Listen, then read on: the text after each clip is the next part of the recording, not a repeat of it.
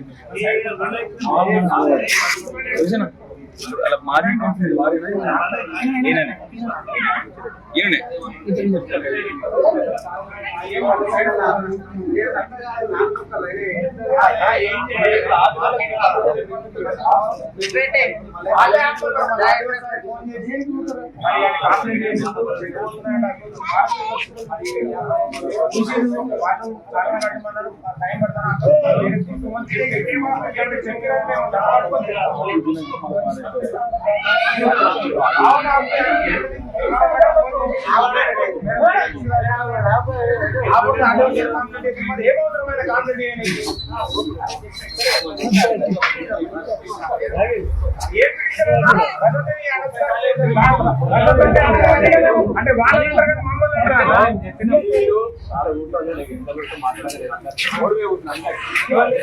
వాడకవులు లంచ ఓడుకులు మీరు వచ్చారు అట్లా మీరు చెప్పినట్టు ఏం చేయమంటారు